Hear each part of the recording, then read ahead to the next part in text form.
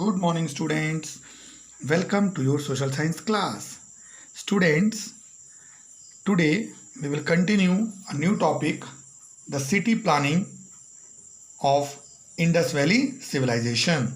So, students, you can see the city planning of Indus Valley civilization.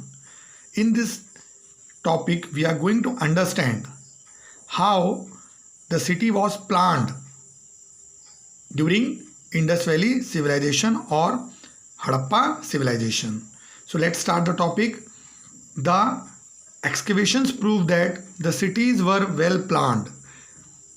It means from the excavations, from the sites which were excavated, it was proved that the cities of Indus Valley civilizations were well planned. Most cities were divided into two parts. The upper part was called citadel and the lower part was known as the lower town. So students, most of the cities of Indus Valley civilization is divided into two parts, upper part and lower part. Upper part is known as citadel and the lower part is known as lower town. The citadel was the central part of the city.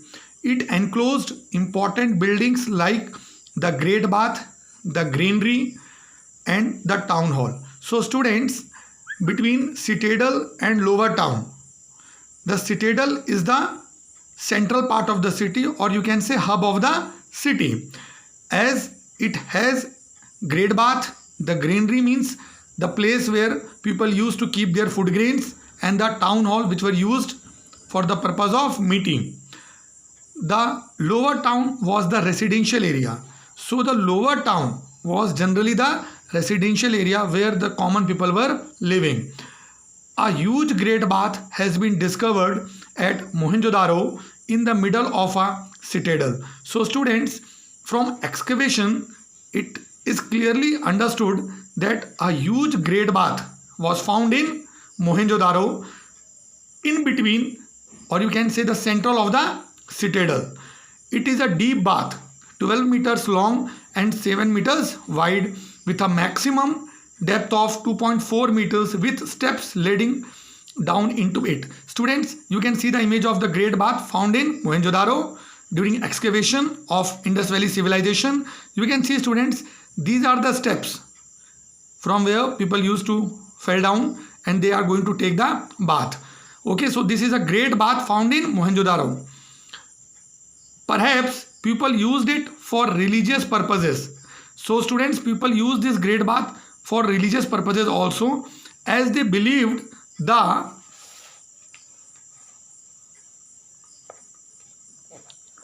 water to be a great purifier.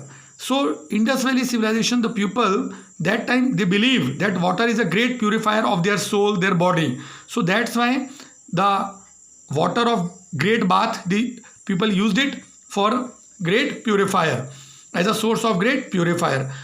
The great bath had a well planned system of water supply and drainage system. So students, in this great bath, there was a well planned system of putting the water, means supplying the water in the bath, as well as taking out the waste water.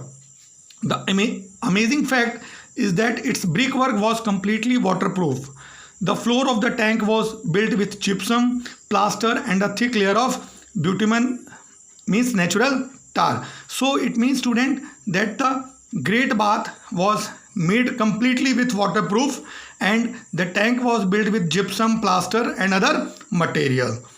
Let us continue, students. The citadel also housed the ruling classes, the priests and the merchants. It means, students, the citadel means the central part of the city were housed, means the main people of that city, like the priest, the merchants and the ruling classes, they were living in the citadel, whereas the common people were living in the lower town. A high and thick wall protected the citadel from the frequent floods of the Indus Valley. Means, to cover the citadel area from various floods, a high and thick wall was there, so that the people, those who were living in citadel, they are always safe from the floods. Small merchants, craftsmen and laborers inhabited the lower town. So these people, small merchants, craftsmen and laborers means the common people, they were living in the lower town. Here the houses were built on either side of the street with baked bricks, stones and wood. So students, this point should be noted. You must keep in your mind that the houses during Indus Valley civilization were built on either side of the street. It means, students, suppose this is a street. So the houses are built like this. In this side 2 houses are there, and in this side again the 2 houses are there, and their door will be opened like this. Okay students, so I think this must be clear to you all. So in between the streets, on both the sides of streets, the houses are built. Houses were built during Indus Valley civilization. Each house had 2 or 3 stories with stairs, means houses were of 2 or 3 stories. All the streets cut each other at right angles, means suppose these are the streets of Indus Valley civilization. So all the streets were cutting each other at right angles, means with 90-degree angle. So students, you can also see street with drainage facilities. See, just by seeing this diagram you can understand how Indus Valley civilization is a developed civilization. You can see that in the street also there will be a proper drainage system is there. You can see this drainage facility provided in the street. So students, let us see. Do you know the streets were made in such a way that the blowing winds cleaned them from one end to the other? This is the important, student. Just imagine, people of 5,000 years ago, they used to make such type of streets so that the blowing winds are going to clean the street from one side to another side. So student, from all these incidents, all these information, you can just imagine that the Indus Valley civilization or the Harappa civilization was very much developed civilization. So that's all for today's class, student. Thank you. In our next class, we will continue with the next point. Thank you, students. Take care.